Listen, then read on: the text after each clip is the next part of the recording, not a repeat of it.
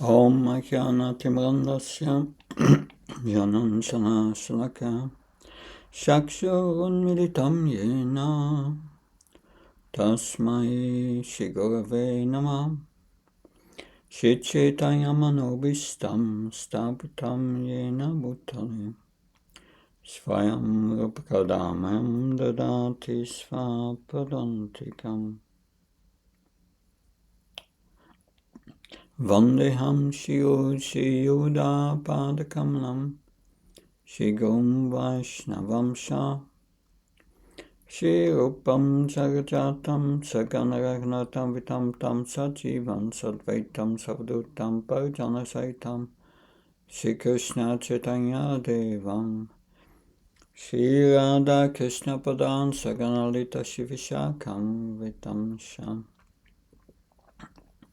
He Krishna Karuna Sindhu Dinabandhu Jatpate Gopesha Gopkakanta Radhakanta Namastate Tapta Kanchana Gaurangi Radhe Vrindavaneshwari Vishabhanu Sutadevi Pranamama Haripriye Vancha Kalptravasha Kripasnabhavasha Patnam Pavanabhyo Vaishnabhyo Namo Namah Jaya Shri Krishna Chaitanya Prabhu Nityananda Shri Advaita Gadadhar Shivasadi Gaura Bhaktavrinda Hare Krishna Krishna Krishna Hare Hare Hare Rama, Rama Rama, Hare Hare. Recording in progress. Namo Vishnu Padaya Krishna Vistaya Bhutale Srimate Bhaktivedanta Swami Namane Namaste Saraswati Devi Gauravani Pracharini Nirvishesha Sunyavadi Paskachai Desatarani Srila Prabhupada Ki. So today we will go into the 20th chapter. Bali Maharaj surrenders the universe to Lord Vamadev. Yesterday we heard how Shukracharya advised Bali Maharaj not to give anything to Vamadev, although he promised already. So he gave different arguments. He said, unless you pronounce Om, your promise is not truthful, so you don't have to do that. And if what your promise is going to harm you, then you don't have to do it.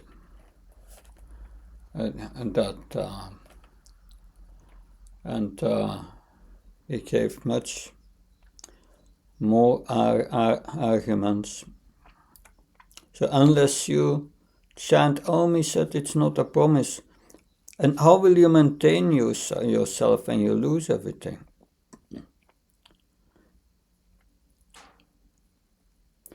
You won't have any place for your third step, and you won't be able to fulfill your promise. But for your maintenance, it's okay to lie.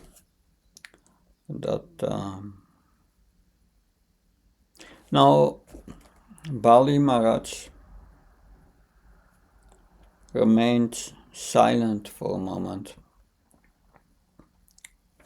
And now he's going to reply to Shukracharya. And the first he will say is, he's agreeing at first. He says, what you say is correct. So, we will read text 2, the beginning of Bali Maharaj's reply.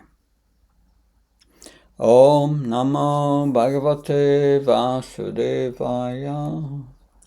Om Namo Bhagavate Vasudevaya. Om Namo Bhagavate Vasudevaya. Narayanam namaskrityam narom cheva narottanam devim saraswatim vyasam tato jamudirayat nastvirishya bhadrasya nityam bharvata sevya bharvati uttamasoke bhaktir bhavati naistike. Shri Balir Uvacha Satyam Bhagavata Proktam Dharmoyam Hyamedinam Achtam Kamam Yaso Vrittim Yonabhadde Takarichit. Can someone read the translation, please?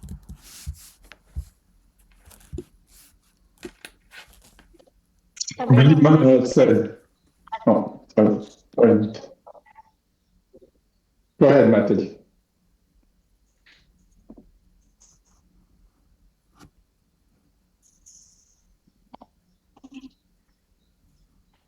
Yes.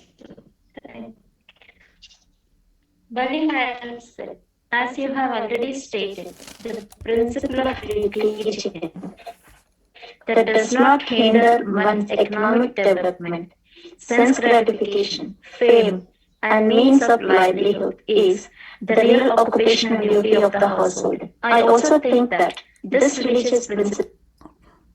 Yes. So, Srila Prabhupada will say in the purport, yes, you should divide your wealth.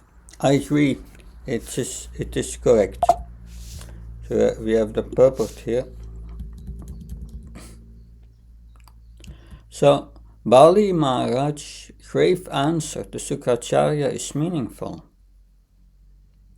Sukracharya stressed that one's material means of livelihood and one's material reputation, sense gratification, and economic development must continue properly. To see to this is the first duty of a man who is a householder, especially one who is interested in material affairs. If a religious principle does not affect one's material condition, it is to be accepted.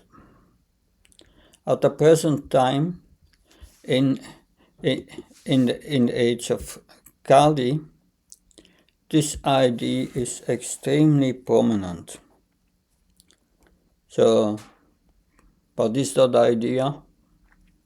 Your religion should not interfere with your making money.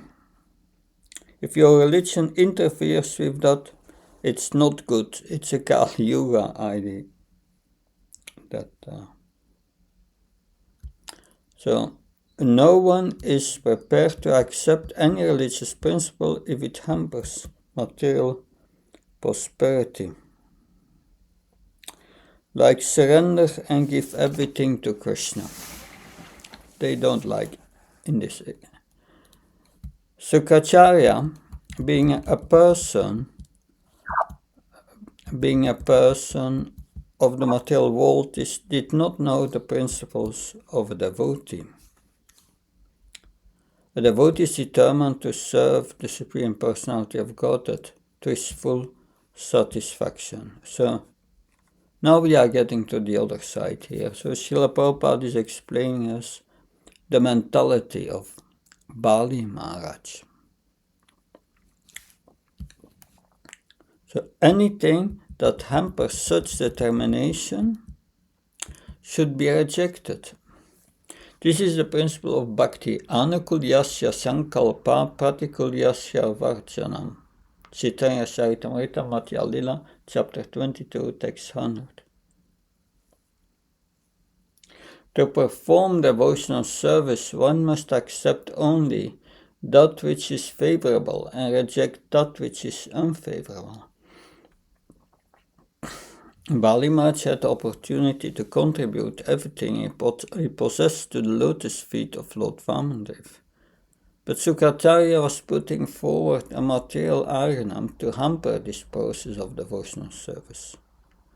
Under the circumstances, Bali Maharaj decided that such hindrance should certainly be avoided. In other words, he decided immediately to reject the advice of Sukracharya and go on with his duty. Thus he gave all his possessions to Lord Vamandev. Bhujam Prabhu commented on it. He said, this verse is good preaching for materialistic persons. You will get a lot of followers when you say this verse from the Bhagavatam, which will not interfere with your sense gratification, fame and means of livelihood. So people can trust the Shastra and say, yes, it's in the Srimad Bhagavatam. So let me follow this verse of Srimad Bhagavatam. This is the guiding principle of my life. So Bali Maharaj is speaking not to disturb his Guru Maharaj too much. Of course he's going to disturb him and get cursed, but at least in the beginning he's trying to speak nicely and sweetly. Nowadays no one will accept that idea.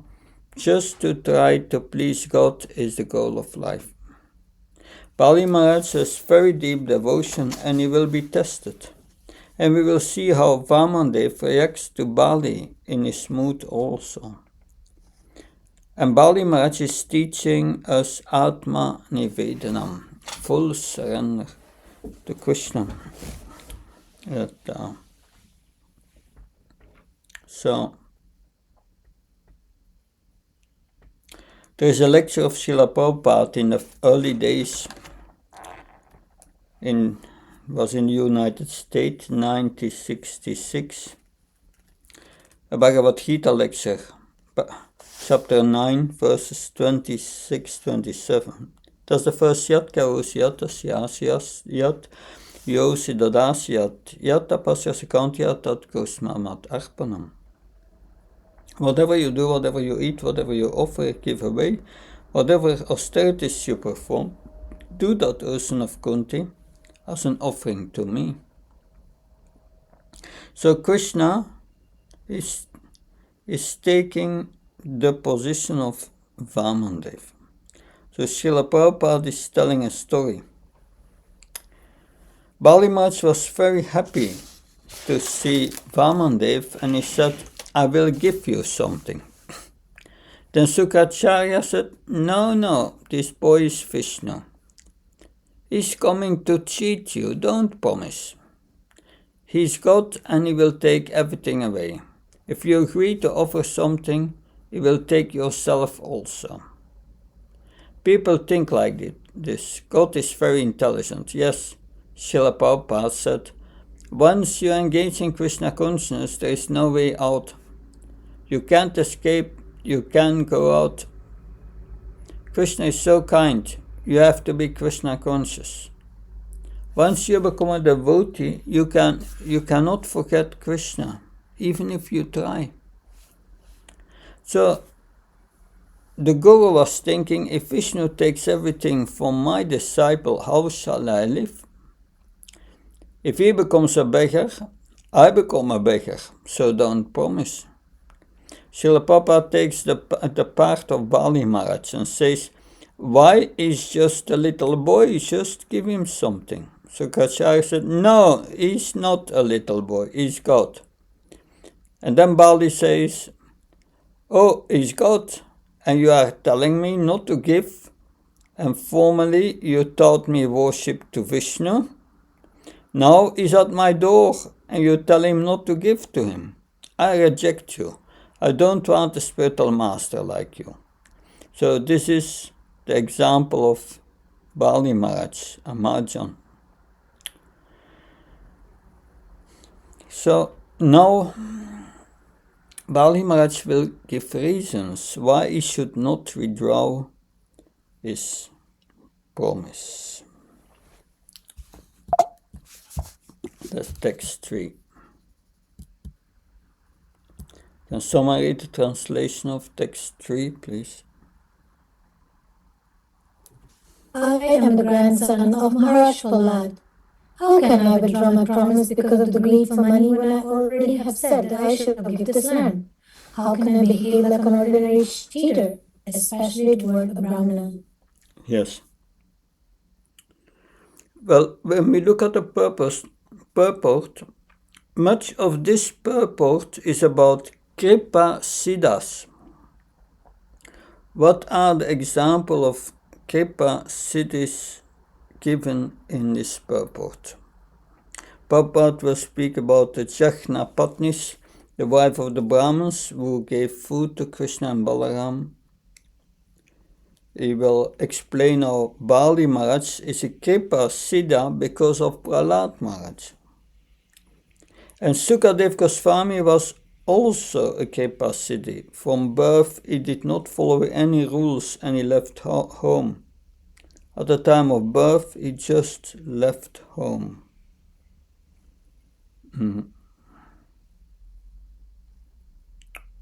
So yes, we'll read parts of the purport.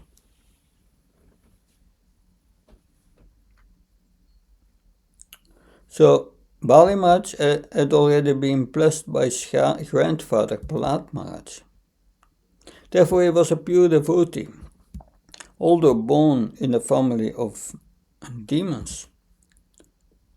There are two kinds of highly elevated devotees called Sadhana Siddha and Kripa Siddha. Sadhana Siddha refers to one who has become a devotee by regular execution of regulative principles mentioned in the Shastras, as ordered and directed by the spiritual master. If one regularly executes such devotional service, he will certainly attain perfection in due course of time. But there are other devotees who may not have undergone all the required details of devotional service, but who, by the special mercy of Guru and Krishna, the spiritual master, and the Supreme Personality of Godhead, have attained perfection of pure devotional service. Examples of such devotees are the Jajapatnis, Bali Maharaj and Sukadev Goswami. The Jajapatnis were the wives of ordinary Brahmins engaged in fruitive activities. Although the Brahmins were very learned and advanced in Vedic knowledge, they could not achieve the mercy of Krishna and Balaram, whereas their wives achieved complete perfection in devotional service, despite their being women. Similarly, Varochani Bali Maharaj received the mercy of Prahlad Maharaj. And Prahlad Maharaj's mercy was also received. He also received the mercy of Vishnu, who appeared before him as a brahmachari beggar. So, if that is the qualification to receive Kripa Siddhi, then all of us are Kripa Siddhas. We all got the mercy of the Guru and Krishna. We got the Bhakti Lata beach. We got the seat of devotional service. Of course, we did not become immediately. So that is the real Kripa Siddha. But we got Kripa.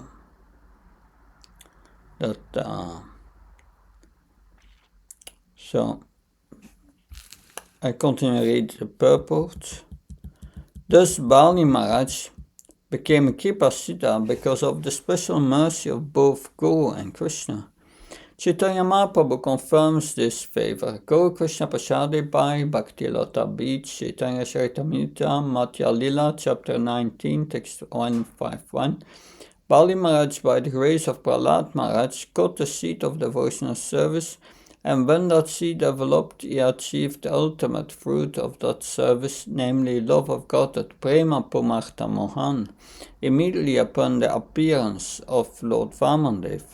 Bali Maharaj regularly maintained devotion for the Lord, and because he was purified, the Lord appeared before him. Because of unalloyed love for the Lord, he then immediately decided, I shall give this little dwarf Brahman whatever he asks for me. That is a sign of love. Thus Bali Maharaj is understood to be one who received the highest perfection of devotional service by special mercy. So Bhurijan Prabhu talked about the Jaghnath Patnis. When they saw Krishna the first time, then Krishna entered their hearts and they became perfect Kripa Siddha. Bali Maharaj was already a devotee, but when Vamandev came, then he stole his heart away. His name is Hari, the one who steals. Sukacharya predicted that Hari will come and he will take his mind and his heart. Now he has given his heart and he will give everything to Vamandev.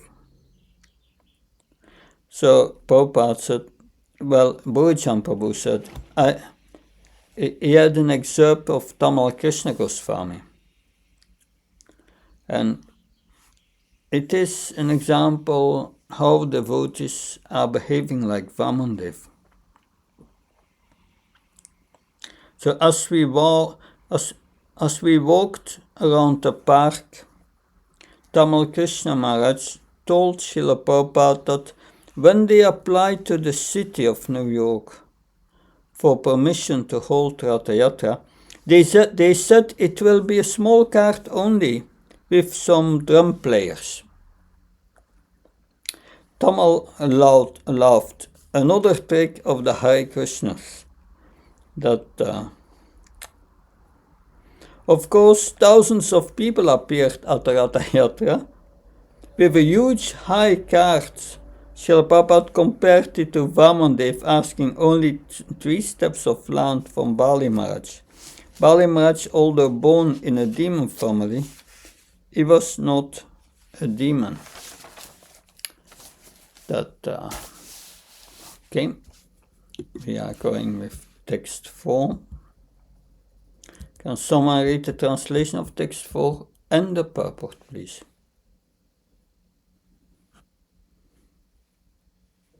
There is nothing more sinful than untruthfulness. Because of this, Mother Earth once said, I can bear any heavy thing except a person who is a liar.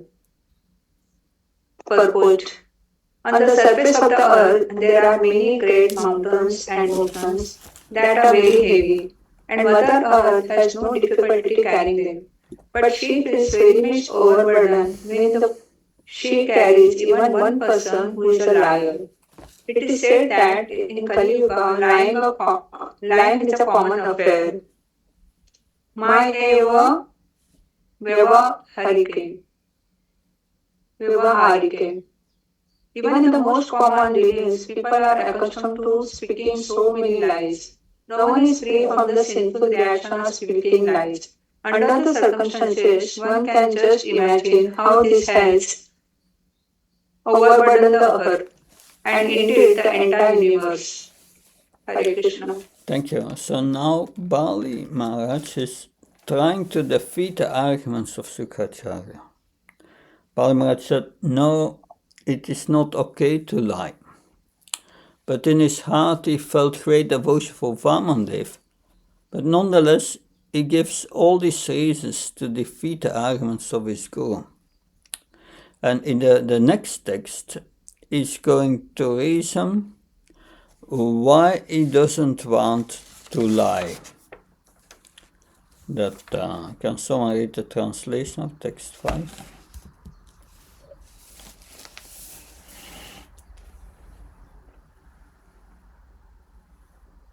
Have you not fear hell, poverty, an ocean of distress, fall down from my position, or even death itself, as much as I fear cheating a Brahmana? So, we have the worst thing that can happen to you. How many of you think that going to hell is the worst thing? Think about it. So, Bali Maharaj is listing all the worst things that can happen. All these things will happen to him. He will go to the lower planets. Everything will be taken. He will not feel distress because of his pure devotion, but he will fall down from his position. But he won't die.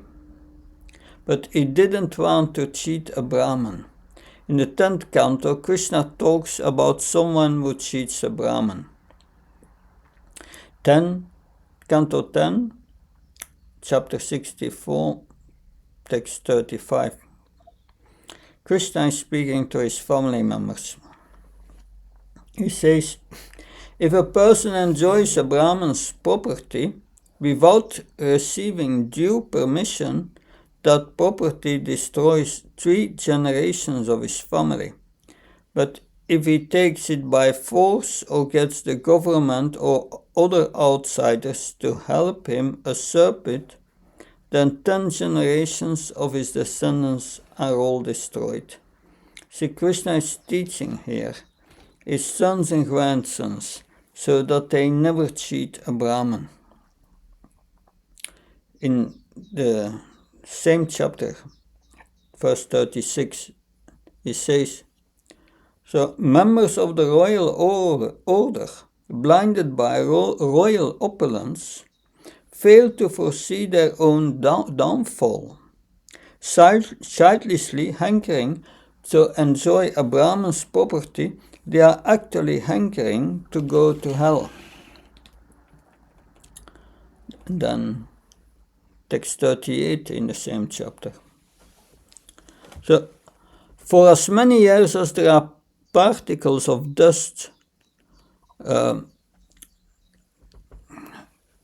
touched by the tears of generous Brahmins who have dependent families and whose property is stolen, uncontrolled kings who usurp a Brahman's property are cooked along with their royal families in the hell known as Kumbhapaka.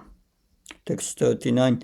Whether it will be his own gift or someone else's, or someone steals a Brahman's property, he will take birth as a worm in fasces for 60,000 years. So here is more what is going to happen when for those who take away a Brahman's property. Not only will he ruin his family, he will be cooked in Kumbhapaka.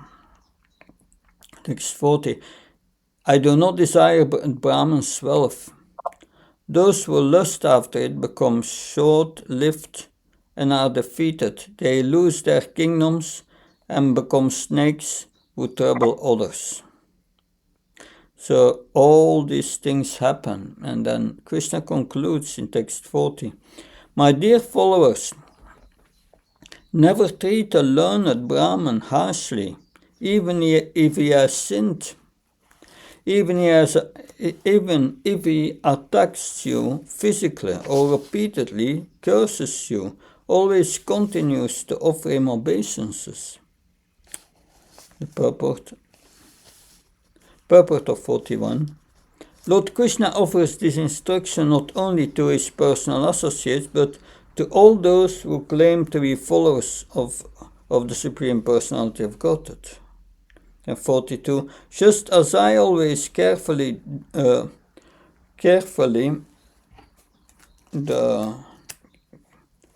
with the Brahmins, so all of you should likewise bow down to them. So just as I always carefully bow down to the Brahmins, so all you should likewise bow down to them. I will punish anyone who acts otherwise. 43. When a Brahman's property is stolen, even unknowingly, it certainly causes the person who takes it to fall down, just as the Brahman's cow did to Naga. So the Lord demonstrates that his instructions are not theoretical, but practical, as seen concretely in the case of Nriga Maharaj, King Nriga. So these are instructions. Don't cheat a Brahman. Now text 6. Can someone read the translation and the purport, please?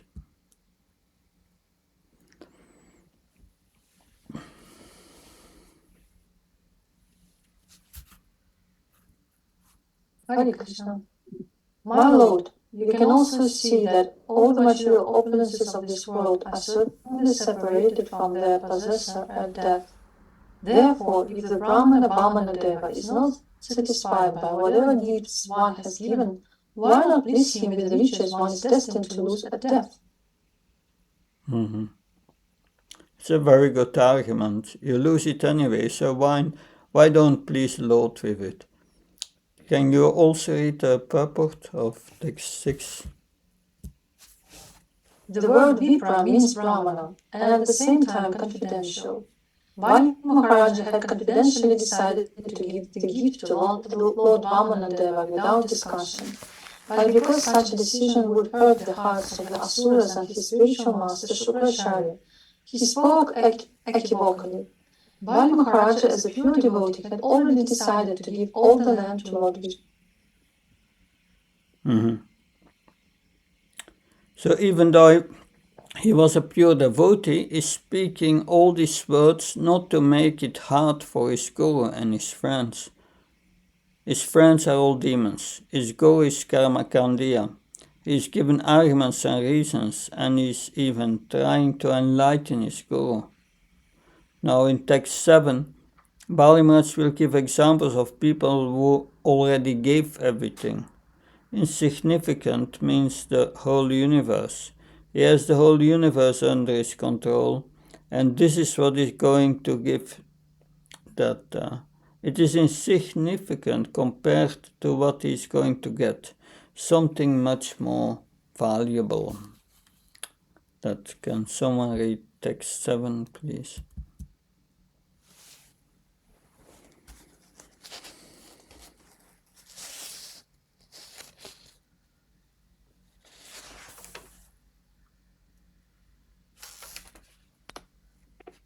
Prabhuji, Shivi, and many other great personalities were willing to sacrifice even their lives for the benefit of the people in general.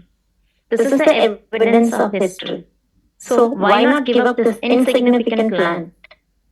What is a serious consideration against it? So Bali Maharaj was prepared to give everything to Lord Vishnu, and Shukracharya, being a professional priest, might have been anxiously waiting, doubting whether there had been such an instant in history in which one had given everything in charity.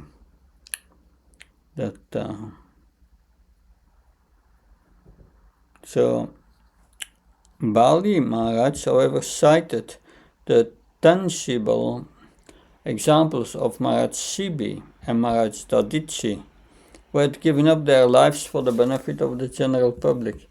Surely one's attachment for everything material, especially one's land, but land and other possessions are forcibly taken away at the time of death, as stated in Bhagavad Gita, Mrityu Sarvasasam. The Lord appeared to Bali Maharaj to take away everything he had, and thus he was so fortunate that he could see the Lord face to face. Non-devotees, however, cannot see the Lord face to face. To such persons, the Lord appears as death and takes away all their possessions by force. Under the circumstances, why should we not part our possessions and deliver them to Lord Vishnu for his satisfaction? Recording stopped. Yeah, there was an interruption. I continue. So, under the circumstances, why should we not part with our possessions?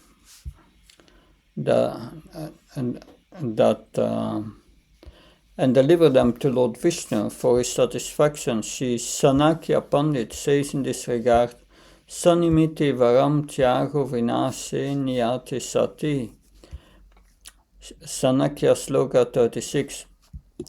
Since our money and possession do not last, but will somewhere or other be taken away, as long as they are in our possession, it's better to use them for charity and to a noble cause. Therefore, Bali Maharaj defied the order of his so-called spiritual master. So, in the Vedic society, to defy your guru is a great sin. To reject your guru is a big sin. So, the Prabhupada, in a lecture on Nectar of Devotion, Bombay, 1972, in this lecture, Srila Prabhupada speaks about the gopis and the Jagyapatnis and about Prahlad Maharaj. Prahlad Maharaj, to see one's father being killed in one's presence, but the main thing is to please Krishna. It may appear to go against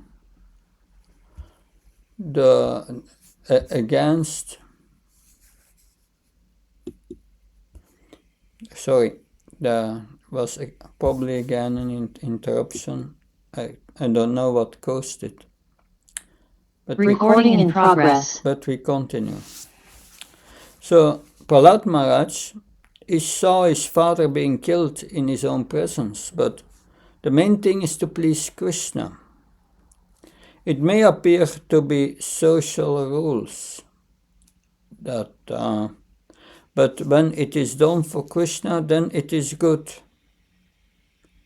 But we can't imitate and go against the rules. Srila Prabhupada gives a nice example. When Krishna got a headache, nobody was prepared to give the dust.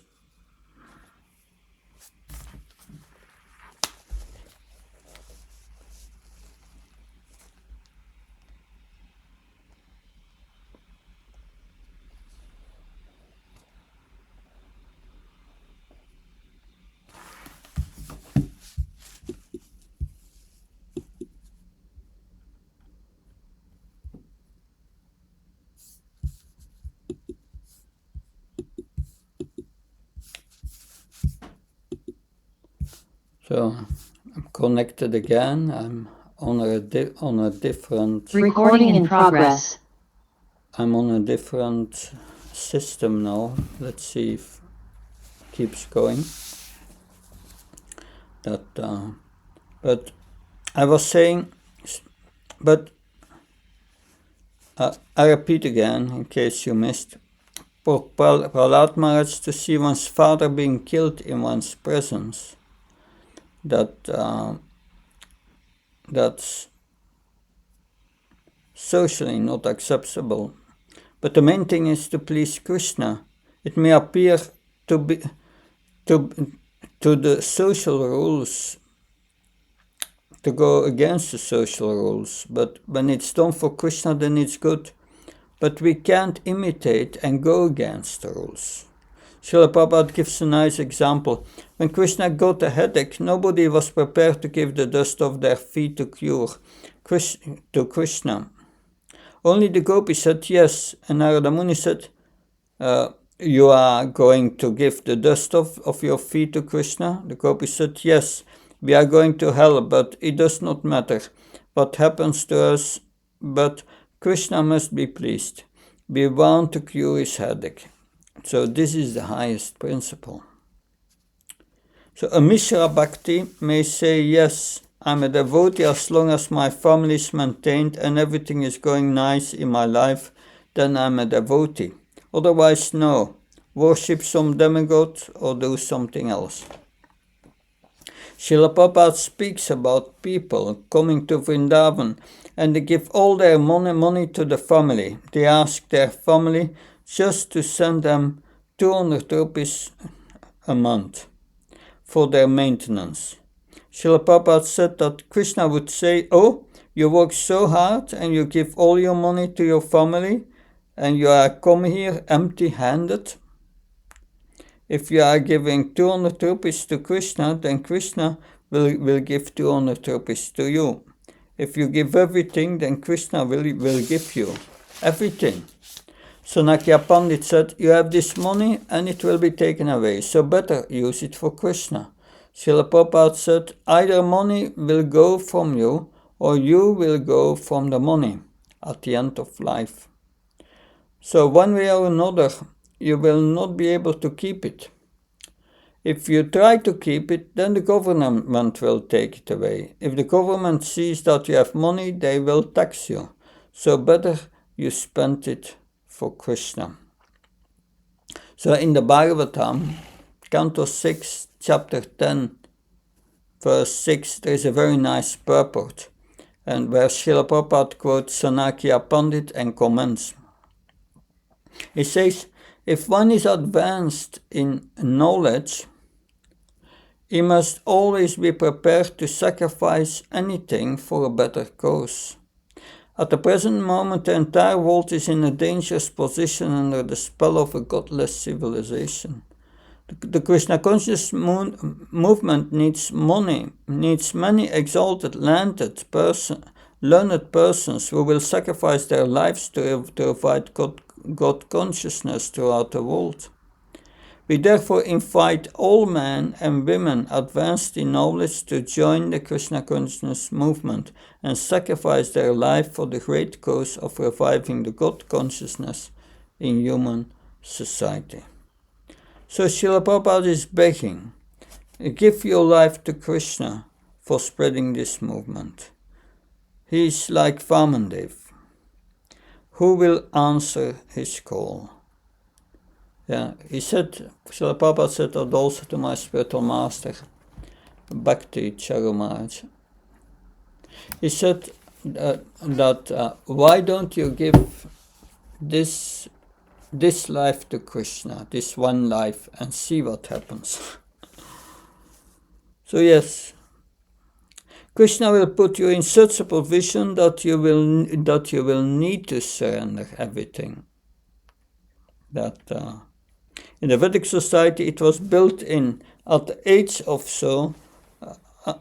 at the age of 50 you leave everything and you take sannyas. This is very difficult now to follow. We have so many people in our movement over 50 and 60 and they don't take sannyas. They start to get married at the age of 50, but that is a problem. Mother Narayani, she said, the problem is that we gave our youth to Srila Prabhupada and Srila Prabhupada did not allow sense gratification. Therefore, when you get your midlife crisis and then one thinks, I didn't do this and I didn't do that, and then you try it and you are miserable, and then you regret, only if I could surrender to Krishna as Prabhupada wanted. That is the regret. Interesting. Now we will go to text 8. Text 8. That's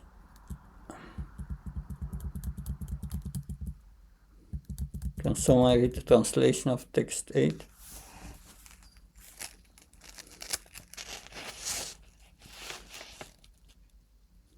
O best of the Brahmanas, certainly the great demonic kings who were never reluctant to fight enjoyed this world.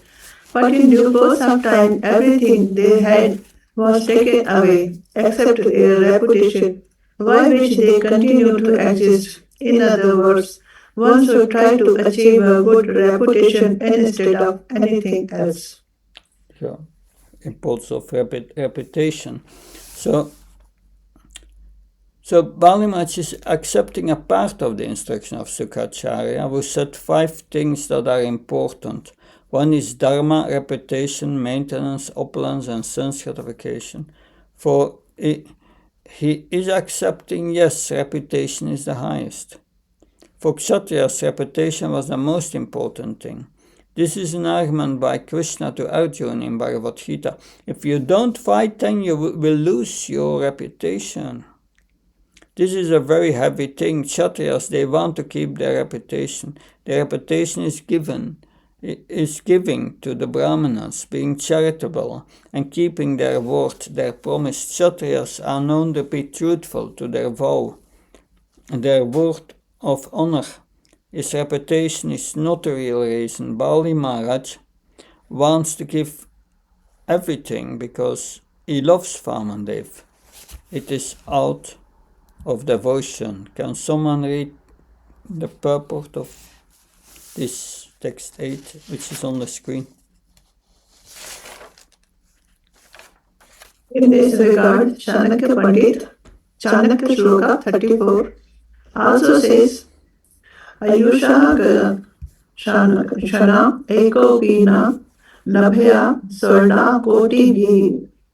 The duration of one's life is extremely short, but if in that short lifetime one can do something that enhances his good reputation, that may continue to exist for many millions of years. Bali Maharaj therefore decided not to follow his spiritual master's instruction that he deny his promise to Vamandev. Instead, he decided to give the land according to the promise and be everlastingly celebrated as one of the 12 Mahajans. Valir Vaya Skir Vayam. Yeah. Let us go back 200 years in the history. How many people can you remember from 200 years ago? How many people lived on the earth 200 years ago? Out of the 6 billion people on the earth, who will be remembered 200 years from now? How many years ago took this pastime of Bali Maharaj take place? It is during our present manner, a few millions of years ago, and we still remember him. Actually, he is the only one who is famous amongst his contemporaries, except Prahlad Maharaj, of course, and we remember him today. And who will remember us 200 years from now? Very few. One reason that he says that reputation is very nice is that it extends your life in a sense. Like our lifetime is very, very short. Bali Maharaj, makes the point that if people are doing good, they are remembered. Now, can someone read text 9?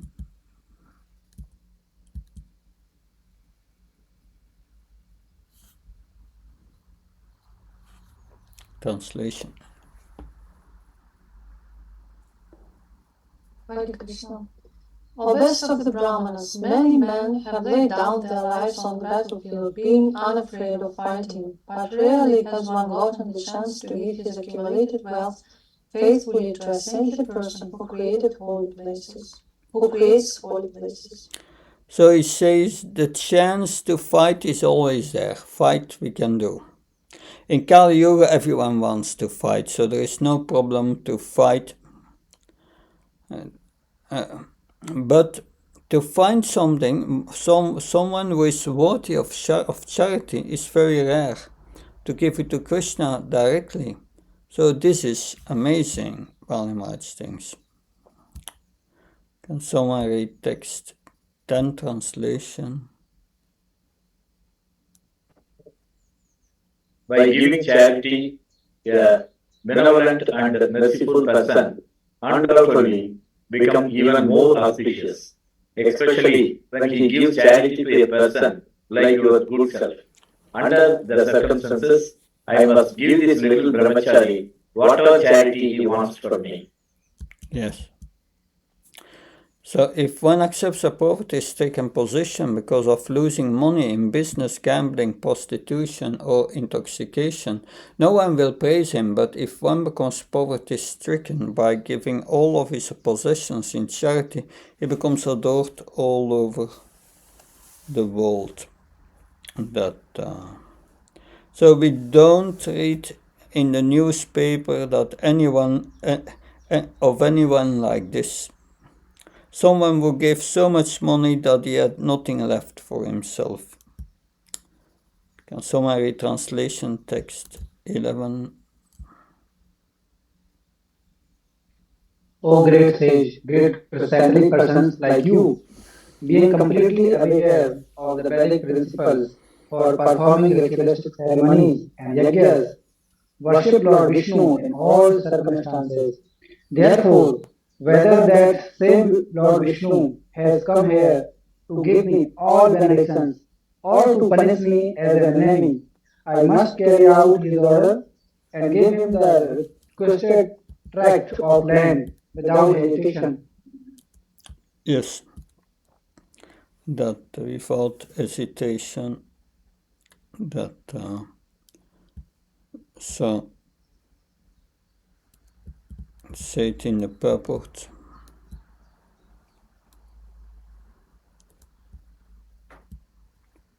So Bali Maharaj, having been perfectly educated in devotional service by his grandfather Prahlad,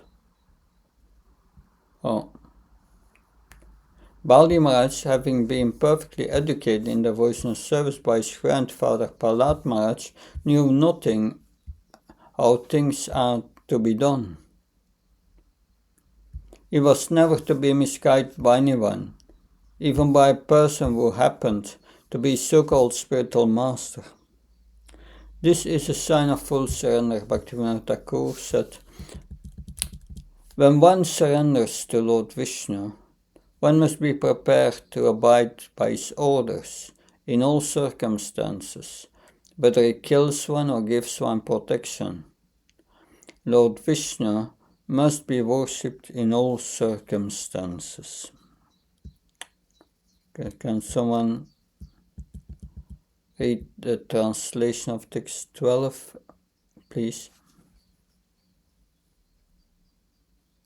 Although he is Vishnu himself, out of fear he has covered himself in the form of Brahmana to come to me begging.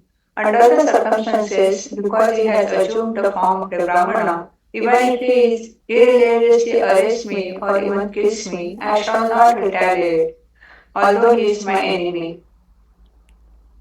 Yeah. So, okay, maybe out of fear he has covered himself, but so he's saying, suppose he's Vishnu, but he has taken the form of a Brahman. The principle is that a Kshatriya must give charity to the Brahmins. That's the principle. Can you also read the purport, please? If Lord Vishnu, as he is, had come to Bali Maharaj and asked him to do something, Bali Maharaj certainly would not have refused his request. But to enjoy a little humor between himself and his devotees, the Lord observed himself as a brahmachari, and thus came to Bali Maharaj to beg for only 3 feet of land. Yeah, that's 13. It is not that Vamandev will defeat Bali. Bali will defeat Vamandev. Something different is happening from what we see.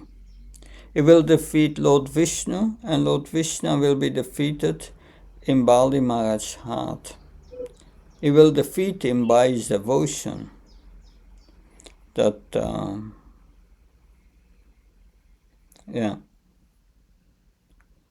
how to conquer Krishna with devotion, with love. It's mentioned in Srimad Bhagavatam 10.14.3. Instructions to the Kurma Brahmana. Stani stita shuti. Well, this verse is also quoted in Chaitanya Charitamrita. Stane stita shuti tan van manubir. Just by remaining in your position and hearing about him, one can conquer the unconquerable. So we can also do that just by hearing the Bhagavatam. That's and that is what we will hear in text 13 now. So can someone read text 13 and the purport?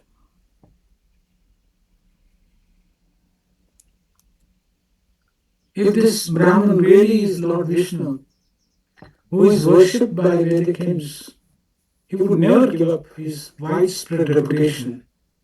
Either he would lie down, having been killed by me, or he would kill me in a fight. Purport. Bali Maharaj's statement that Vishnu would lie down, having been killed, is not the direct meaning, for Vishnu cannot be killed by anyone. Lord Vishnu can kill everyone, but he cannot be killed. Thus, the real meaning of the words lie down is that Lord Vishnu would reside within the core of Bali Maharaj's heart. Lord Vishnu is defeated by a devotee through devotional service. Otherwise, no one can defeat Lord Vishnu. Yes, that it can be defeated by devotional service. Someone else can read text 14 and the purport.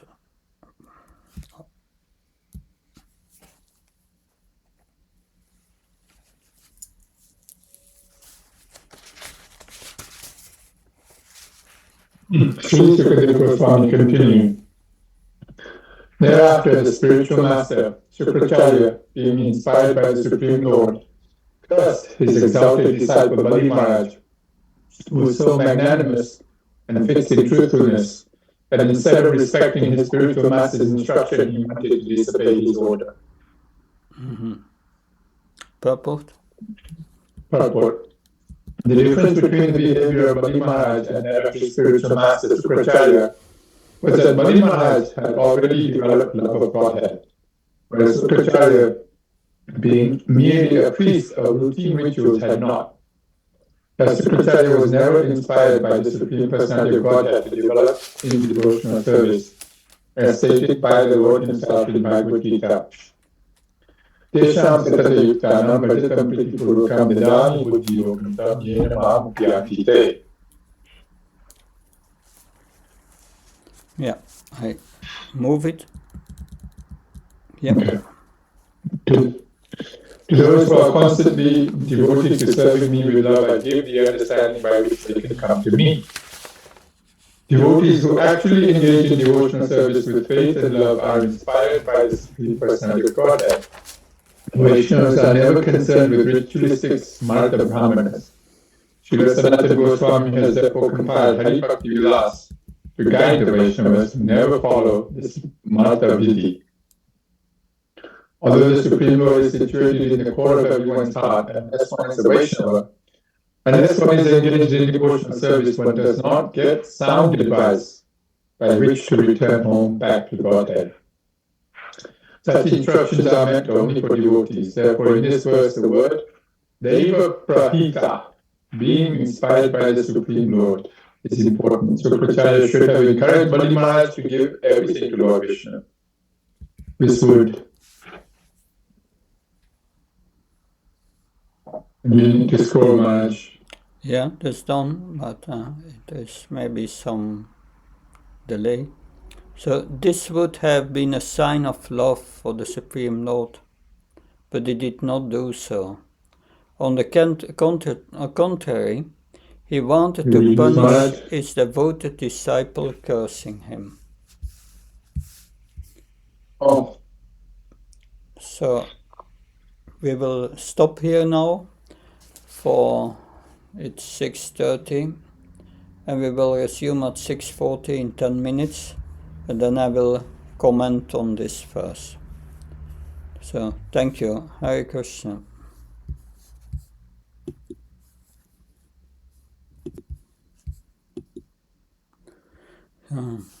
Hare Krishna, we can continue. Recording in progress. I don't know about the internet here, that sometimes it goes off or becomes weak, but we try to continue. So we read this purport, and it's clear that Shukracharya, Prabhupada writes, was never inspired by the Supreme Personality of Godhead for developing in devotional service. He was a smarta Brahman. That, yeah. Shukracharya, as a spiritual master, should have encouraged Bali Maharaj to give everything to Lord Vishnu. That would have been a sign of love for the Supreme Lord, but he did not do so. On the contrary, he wanted to punish his devoted disciple.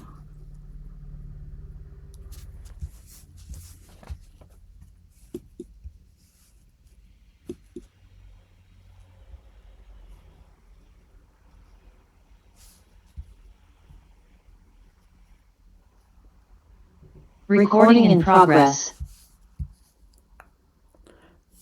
So I try again. Sorry, it's beyond my control.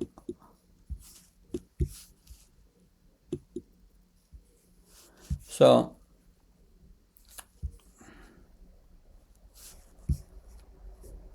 we'll see if we can continue. Shukracharya should have encouraged Bali Maharaj to give everything to Lord Vishnu.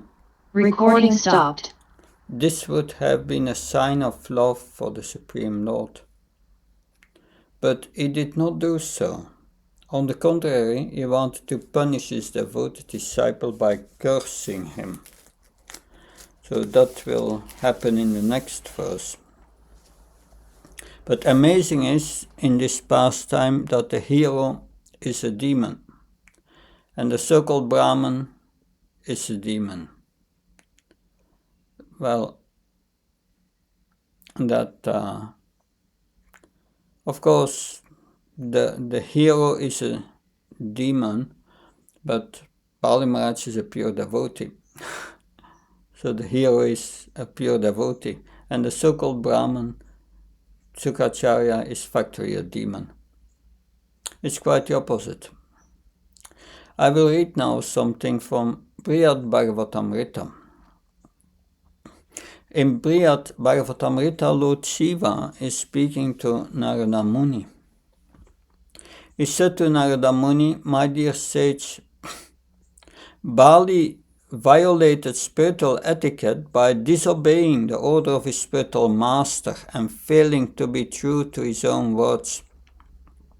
Still, we know that the Lord agreed to become the guarder of Bali's door. Was this the fruit of Bali's insignificant charity? Did the Lord also granted protection to the wicked Bana? Was this the result of my offering prayers to the Lord? Because Bali got the Lord as his doorkeeper, someone may suggest that Bali got more mercy than Prahlad Maharaj. According to Lord Shiva, this is not true. Lord Vishnu favored Bali only because Bali was Prahlad's grandson. So by his relationship with Prahlad, Bali got a mercy. Fighting for the demons against the demigods, Bali overturned the law of the universe set by Lord Brahma that the demigods should rule the heavens, and the demons the subterranean Patalaloka. By invading heaven, usurping the throne of Indra, awarding the post of various demigods to demons, Bali violated this natural order.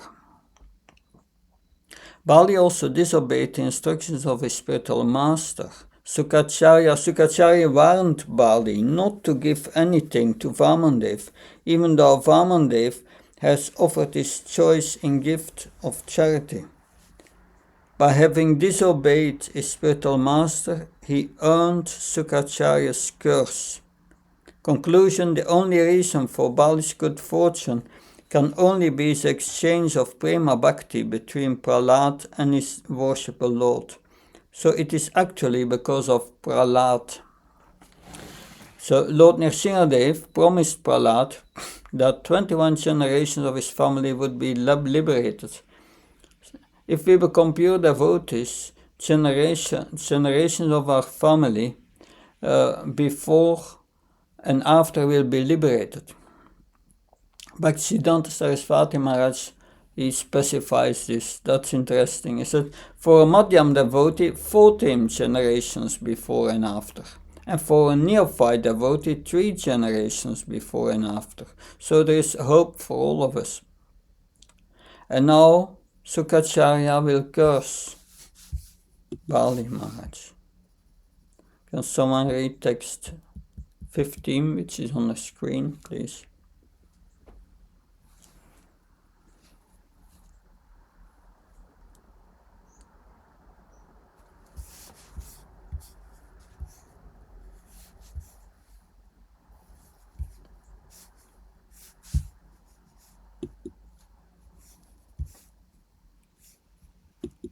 Okay. I'm sorry you didn't hear me, right? Recording in progress. I will restart. So we have read this verse 14, and in the purport Srila Prabhupada writes, Sukacharya was never inspired by the Supreme Personality of Godhead to develop in devotional service. Amazing in this pastime is that the hero is a pure devotee, and the so-called Brahman is a demon. It's quite the opposite. So then the question comes of what's the cause of Bali Maharaj's mercy?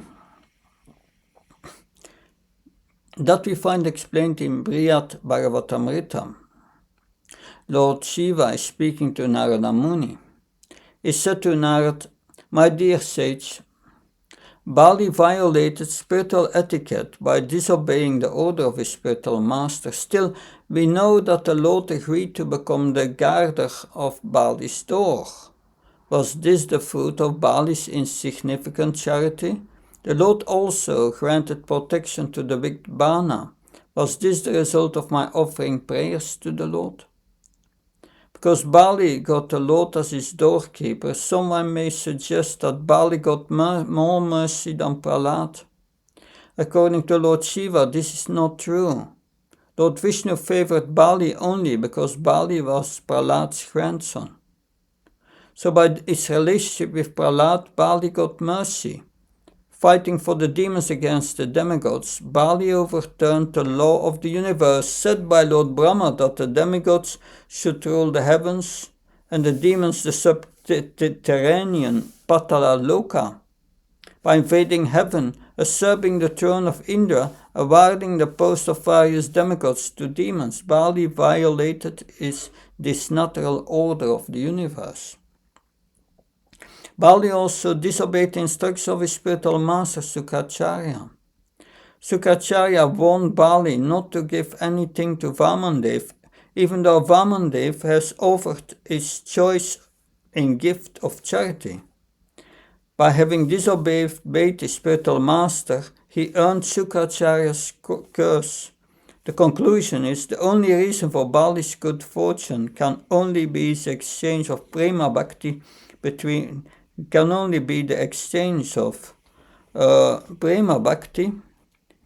Prahlad and his worshipful Lord.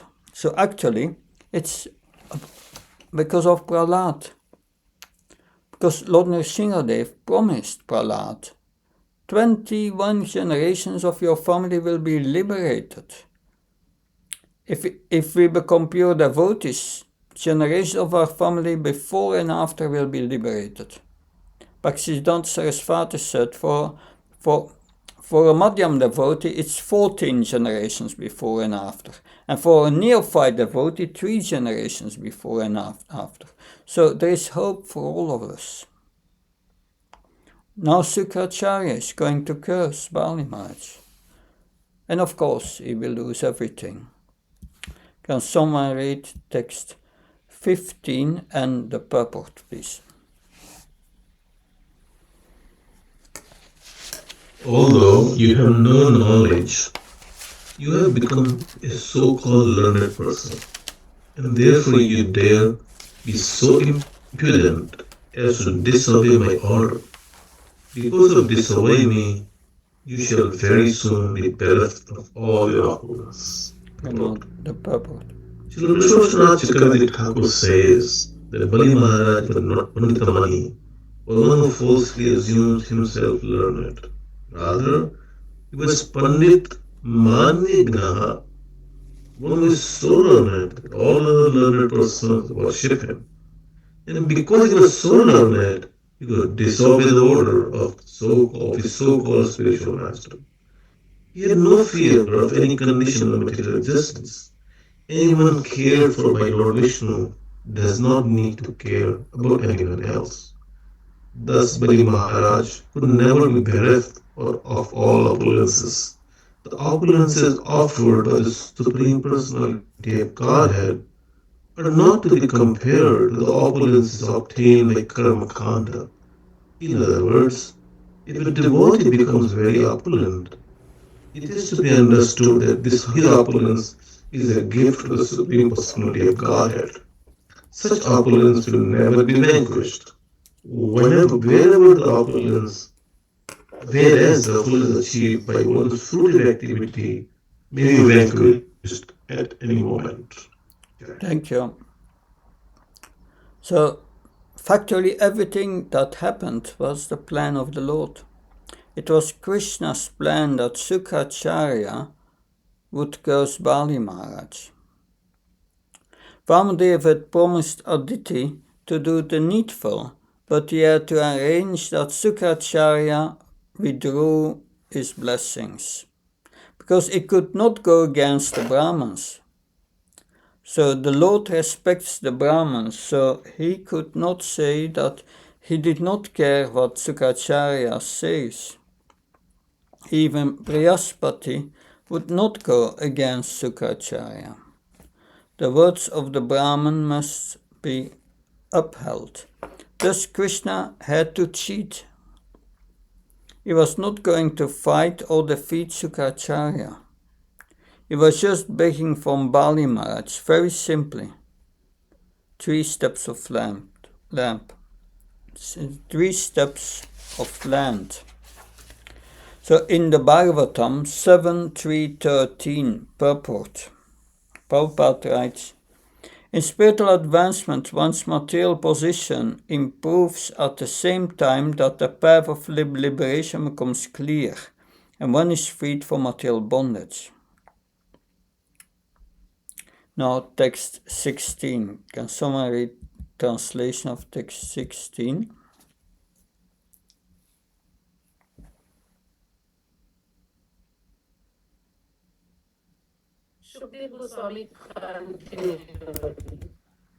Even after being cursed in this way by his spiritual master Maharaj, being a great personality, never deviated from the determination.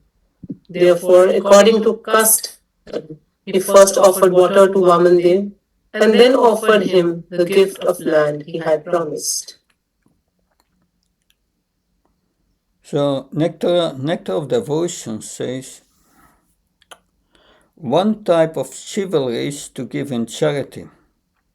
This is called Danavir, or chivalry in giving charity. Danavir or chivalry in giving charity may be divided into 2 parts. That munificence and renunciation. A person who can sacrifice everything for the satisfaction of Krishna is called munificent. When a person desires to make a sacrifice because of seeing Krishna, Krishna is called the impetus of the munificent activity. Similarly, Maharaj Bali told his priest Sukracharya, my dear sage, you are fully expert in knowledge of the Vedas, and as such you worship the Supreme Personality of Godhead Vishnu by Vedic rituals. As far as this Brahman dwarf is concerned, if he is Lord Vishnu, a simple Brahman, or even my enemy, I have decided to give him in charity all the land he is asked for.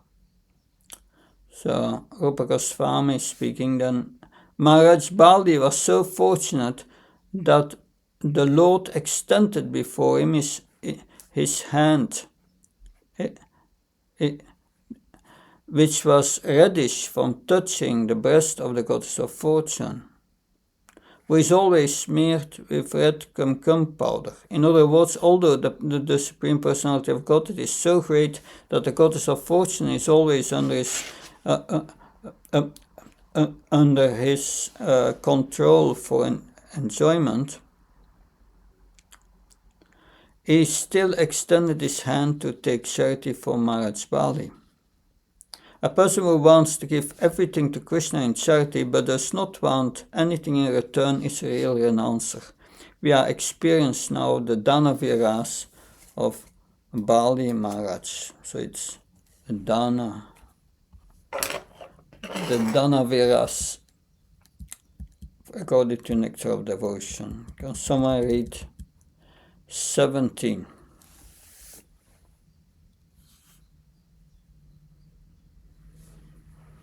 Bali Maharaj's wife, known as Vidyavali, who was decorated with a necklace of pearls, immediately came and had a large golden water pot brought there, full of water with which to worship the Lord by washing his feet. Yeah, you can also read text 18 and 19. Bali Maharaj, the worshipper of Lord Vamanadeva, jubilantly washed the Lord's lotus feet and then took the water on his head, for that water delivers the entire universe. Yeah. Next. At that time, the residents of the higher planetary systems, namely the demigods, the Gandharvas, the Vidyadharas, the Siddhas, and the Charanas, all being very pleased by Bali Maharaj's simple, non-duplicitous act, praised his qualities and showered upon him millions of flowers. So in the purport, Srila Prabhupada speaks on about Arjavam. Arjavan's simplicity of freedom from duplicity is a qualification of a Brahman, and a Vaishnava automatically acquires the qualities of a Brahman. Yasyasti bhaktir varvata kinchana saverknas tatra samaste sarana. A Vaishnava should possess the Brahminical qualities such as Satya, Sama, Dharma, Titiksha, and Arjava. There cannot be any duplicity in the character of a Vaishnava. When Bali Maharaj acted with unflinching faith and devotion unto the lotus feet of Lord Vishnu, this was very much appreciated by all the residents of the higher planetary system. So what does it mean, duplicity? It's to think of one thing and you do another. Or to say one thing and do another. You may start doing it for Krishna and then later doing it for yourself. It's a wheat in the heart. In the 1970s, there was big book distribution. This is Mother Narayani telling. All the temples switched from book distribution to selling paintings. And then devotees started to get marrying and started to do it for their families, for their own. This can happen, of course. Of course, some grihasthas also give donations. No duplicity. No duplicity, because duplicity is condemned. We should follow Bali Maharaj, the Marjan, who was Arjavan, very simple, simplicity. We try all to become Brahmins and Vaishnavas, so we just follow the actions of Bali Maharaj. The impersonalists are full of duplicity. How are the impersonalists full of the duplicity? They worship the Lord, they do Panchapashan, 5 deities, and one is Vishnu. And when they get liberation, they throw away the deity. There are other points of duplicity with the impersonalist. Everything is one unless it pertains for their personal benefit. They wear sannyas cloth, but they don't follow the rules. They engage in illicit sex with women, etc. So this is in the purport of Srimad Bhagavatam 3.27.6. Prabhupada writes, sometimes they pretend to execute devotional service, but their ultimate idea is to become one with the Supreme. They are just doing it so that they can merge. Srimad Bhagavatam 4.21.33. Anyone can be successful in devotional service, provided he displays no duplicity. What does it mean to display no duplicity? how do you behave? You act according to your words, what you say you do, to act according to Krishna's desire, controlling the mind, eating, sleeping, mating, defended, purity. Srimad Bhagavatam 4.21.33, Srila Prabhupada gives another symptom. Frank and open-minded, does he say. Frank means that you are straightforward. Bali Maharaj is the example of not being duplicitous, that if you are situated in a lower status, this is not a disqualification for success in devotional service. Brahmins, Kshatriyas, Vaishyas and Sudras should be frank and free from reservations. They will surely be successful in achieving the final success in your life. So we will stop here. We are opening for questions, comments, please.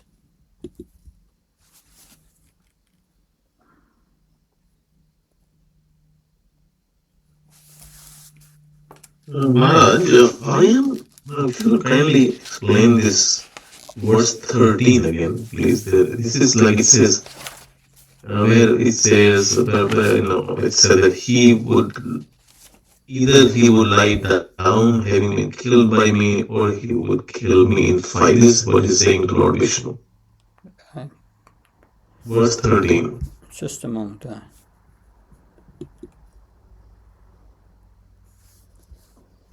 Verse 13. I will share again and bring the verse on the screen.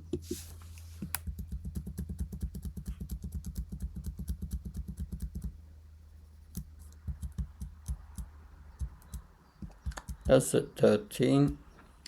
If this Brahman is really Lord Vishnu, who is worshipped by the Vedic hymns, he would never give up his widespread reputation.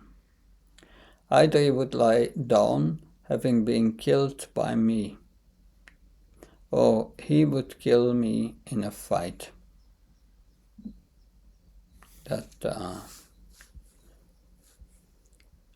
So, what was your question about it? Yeah, it's kind of not clear. This the way the message is not clear. Means if this Brahmana, in a Maman there, is really Vishnu who is worshipped by this, he would never give up his wife's reputation, which is fine. Either he would lie down, having been killed by me, or he would kill me in fight. But Prabhupada actually says that lie down is that Lord Vishnu would reside in the core of the heart. Also, again, it's not very clear. So I'm thinking. Yeah. I may elaborate on it a little bit.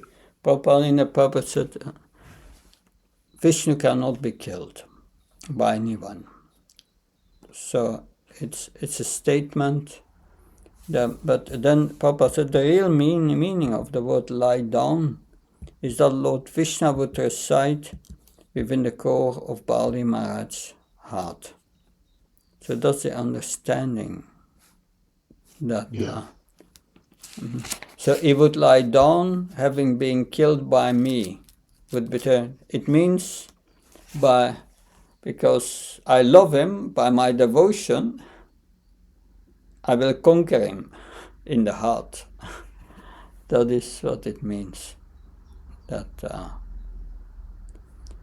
Or he would kill me in a fight. Yes.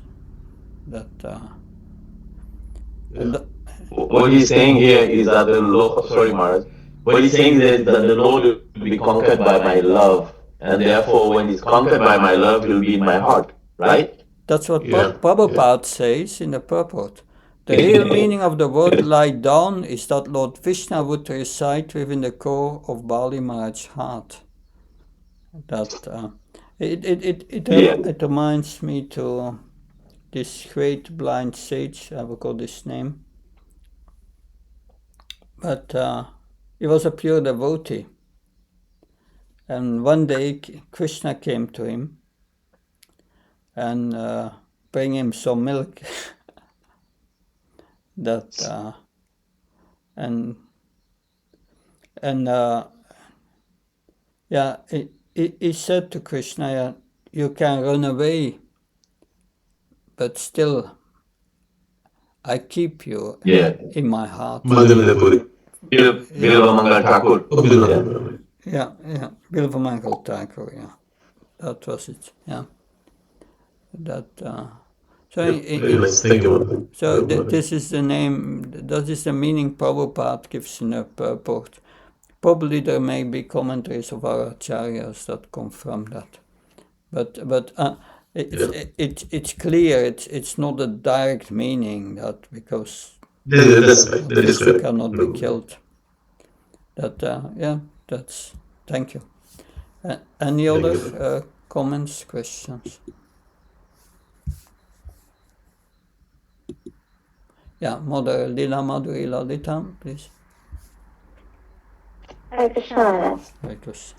Whereas my question is that two verses back you are explaining that a Madhyama Adhikari will liberate before and after a certain number of generation, and the Kanishta also will be liberating 3 generations. So my question is, can a Kanishta Adhikari be liberated first of all, and he can also liberate the previous and after generations? Yeah, that's also a question. Bhaktivedanta Saraswati Maharaj says, yes, even when you are a Kanishta, 3 generations before and 3 generations after. But you have to be careful. Kanishta is a very broad spectrum. That there are Kanishtas who are really neophytes, and there are Kanishtas who are nearly liberated. It's a vast difference. If you are a Madhyama Adhikari is liberated, the symptom is he has taste and does not suffering anymore. Suffering is finished. It's transcendent the modes of nature. Finished. That's a very high platform. I remember in the 2005 or something, it's 20 years ago, I was traveling with Prahlad Nanamaraj in the Balkan states in Europe, what was at that time a new area, really.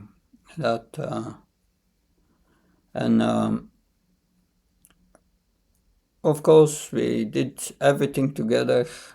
We were traveling, we were preaching together. Maharaj was so merciful that he let me preach, and he corrected me afterwards.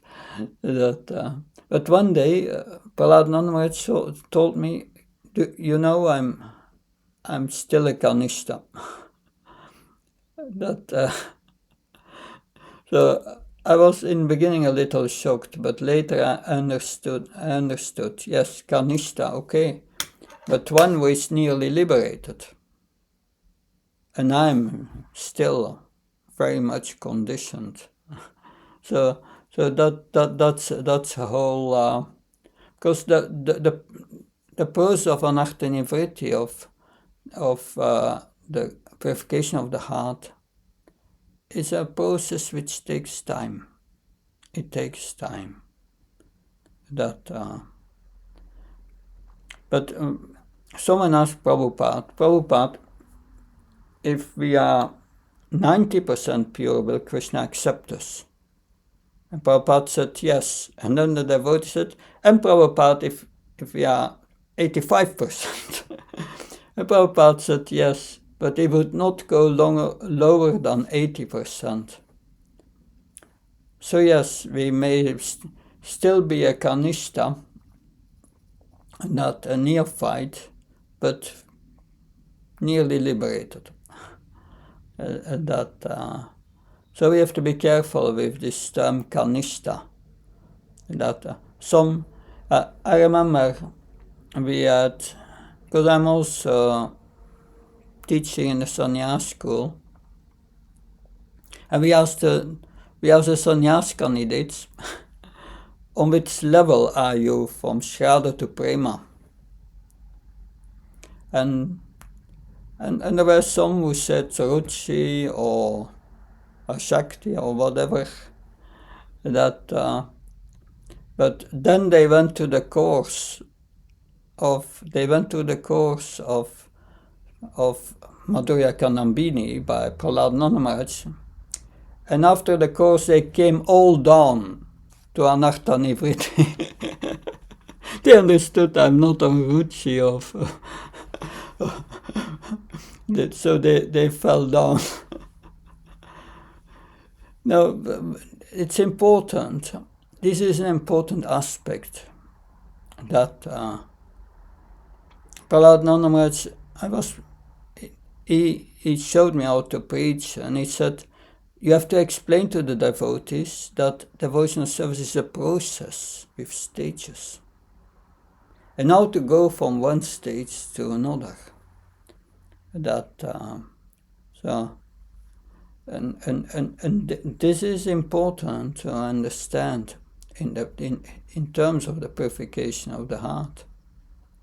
Because many times we think we are chanting Hare Krishna. We are chanting for so many years that my heart must be purified.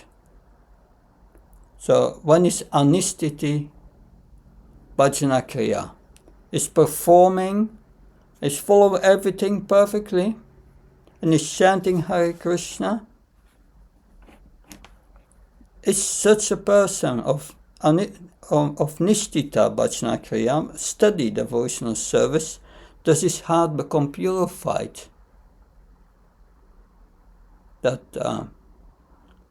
Well, many times not. Your heart becomes purified when you give up the 10 offenses, your offensive mentality. It's not just by being steady that the heart becomes purified. One must give up the offensive mentality. And offensive mentality means that one enters the Namabha stage of the chant of Anartha Nivriti by giving up these offenses. And one can give up these offenses by being situated, and that's what Haridas Thakur says in Harinam Chintamani. One can enter Namabhas if one chants with perfect knowledge of Sambandha Gyan, knowledge of one's relationship with Krishna. Because we make offenses because we are not situated in Sambandha Gyan. We don't know really Krishna's position, and we make the second offense. We don't understand the position of the devotees. We make the first and the third offense. We don't understand who Krishna is. And therefore we don't understand what the holy name is and its potencies. That Sambandha Gyan means first as three aspects, knowing who Krishna is, who we are, and what our relationship is. So that's important to understand. It's not that just I take initiation, I'm studying devotional service, and my heart becomes purified. That if you chant with offenses, not with sufficient Sambandha Gyan, then it doesn't happen. The effect of the chanting of the holy name, then Haridas Thakur say will have very little effect. Only a few anarthas will go. It will have still effect, but low. So this is knowledge we must have to understand what Kanishta means. And Kanishta means quite advanced. That because Haridas Thakur says that in Harinam Chintamani, of course that's true Bhaktivedanta Thakur, but he says to enter namabhas of anartha nivritti, one must chant with sambandha gyan and give up these offenses. And one who chants in namabhas is a kanishta. So if you don't come, in the beginning we are even not kanishtas. Kanishta is quite, in that sense, an advanced stage. So I hope that helps to understand that even if you are a kanishta, three generations are purified, are liberated. Does that help, please? Yes, no. Mother, could you provide a reference where this is mentioned? I said Madhurya Kanambini and Harinam Chintamani. Harinam Chintamani, that's where Haridas Thakur speaks about holy. I meant about the three births, three generations liberated by Kanishta. This what Mother Narayani said that, and I repeat what she said, but she didn't give a reference. That's so. But it should be there in somewhere in the books on Srila Bhaktivedanta Saraswati Maharaj, maybe the book of Bhaktivedanta Maharaj, very beautiful book. Advaita Krishna Prabhu, Hare Krishna. Hare Krishna Prabhu. Maharaj, Hare Krishna Maharaj, Pranam Prabhupada. Just a small observation. I once asked this question about development of bhakti through the stages of Lushada Sadhu Sangha Bhajana Kriyanakta Nivritti to His Grace Dinabandhu Prabhu. So some years back, maybe even 25 years something, and I was taken aback by his answer, and he said to me something to the effect that it is not like you're going from standard 1 to standard 2 to standard 3 and standard 4. Now you finished with Sadhu Sangha, now you are on Bhajana Kriya, and now you're in Anartha Nivritti. And he said to me, everything goes together, one a little bit more than the other, depends on the individual devotee. But he said, but why? Because Anartha Nivritti will carry on till very long time.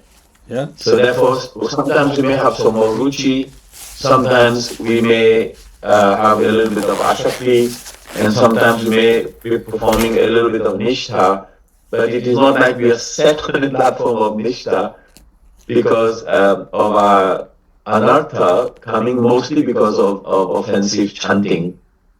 But Krishna does give a little bit of mercy and help and gives us a glimpse of sometimes ruchi, sometimes a glimpse of, oh, I really am attached to Krishna, Ashakti, and so on and so forth. And I've always meditated upon this for long, long years, and I always pay my obeisances to Dinabandhu Prabhu for giving me this knowledge. So please comment and expand on this. Yeah, it's not that tomorrow at 6:30 I'm going officially from one stage to another. No, devotional service is going up and down. We are going up and down, but up and down should go steadily up. Like I heard Kadamakana Maharaj saying that even before even in Anartha Nivritti, if you become advanced, that Krishna gives you some glimpses of your real svarup, of your position in the spiritual world, by giving you some taste, some hint.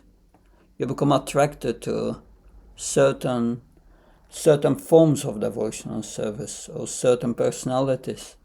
That attraction, and that is your natural position. That's interesting. Is that happens already in Anartha Nivritti. But of course, we have to first get to this Anartha Nivritti, really, that it's when it's that. But Of course, the holy name is merciful. If you are chanting for 20, 30, 40 years, something is starting to happen, hopefully. Yes. So it's like if you're not even Kanishta, then we're like Prakrita Bhakta. Yeah, of course there are different terms that are used for that. This is what Haridas Thakur says. But of course, because there are different places where these three levels are explained. It's explained in Nectar of Devotion, Nectar of Instruction, text 5, purport. It's explained there. Yes. It's all explained in the 11th canto, Nava Yogendras, to King Nimi. Havir or Yogendra answers the question of King Nimi, what are these three stages? And he described these three stages. And other names are used, Prakriti Bhakta, and different names. And one definition may not be the same as the other definition, so we have to be careful. But what I learned from Arinam Chintamani is that Anartha Nivritti really, or the other name is Namabhas, is the same, Anartha Nivritti, starts only when you give up the offenses and when you are properly situated in Sambandha Gyan. But by hearing the Bhagavatam every day, that Sambandha Gyan is deepening. Therefore, yes, hearing the Bhagavatam and chanting must go together. And we hear the mood of Bali Maharaj. And Bali Maharaj's mood of surrender, that's what we need. And it's nourishing us. Yes, I have to surrender. That every time you think, oh, some envy comes in your heart towards a devotee, you must say, oh, that's not good. That means I've still these anarthas. So one becomes more and more aware and you see that ideal of these pure devotees and how gradually to work toward this. But anyway, we see the prayojan. Yes, Krishna is the goal. But then, yes. But then to attain that goal, our goal is to develop the virtues, the qualities of a pure devotee. That we should really endeavor to develop them, and just by hearing the Bhagavatam, that sets us on the road. But we have constantly to be on guard for these anarthas. Because anarthas, the first stage is you must be conscious of them. That, like the people in this society, they are envious, but they don't know. That's a normal condition. But for a devotee, that becomes different. If he feels such a thing in the heart, he'd say, "Oh, I don't want it," and we pray to Krishna, "Please take it away." So it becomes another way of living, of thinking, just by this knowledge of Sambandha Gyan. We are a servitor of Krishna. Everything belongs to Krishna, and we give everything to him. And that's our duty. Because in this verse today we hear, you will lose it anyway, so better to give it to Krishna. So we start to think about it. And I learned also I was just today marking an exam on the 10th canto. And there are a few verses in which it is said, about purification. That one of the points was, so a devotee goes to family life, and the experience of family life makes one detached from wife and children, or husband and children. So one has to go through it to become detached.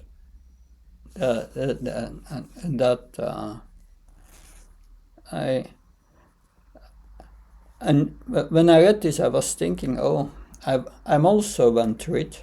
I was 12-year marriage, and after that I learned never again. Somewhere I learned, I had the experience that, but yes, that it takes a while. That Krishna prepares us for purification in so many ways. And we learn from the Bhagavatam step by step. Anyway, I hope that helps. Thank you so much, Bharat. Anything It else? was beautiful discussion. Thank you. Anything Yeah, the else? conclusion is devotional service is gradual, and we just have to keep doing, the hearing and the chanting, and more hearing and chanting, and more hearing and chanting, till we can chant at least without offense. Yeah, the hearing and chanting will, it will also inspire us to improve our relationships with devotees.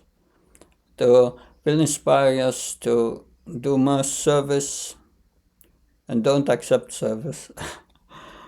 And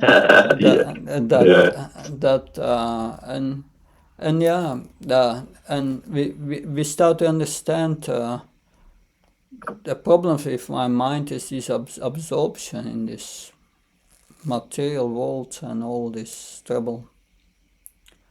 But absorption in Krishna Katha, that helps us to go forward. And the more we can absorb in it, the quicker it goes. Good. I have another meeting in 10 minutes. We have to stop here, and I'm looking forward to finish this chapter. Finish this chapter tomorrow, and on Saturday we won't have a class because we are still ahead of schedule, and then Monday we continue. So tomorrow we will finish this chapter if Krishna willing. Hare Krishna. Jai Prabhupada. Recording stopped. Thank you.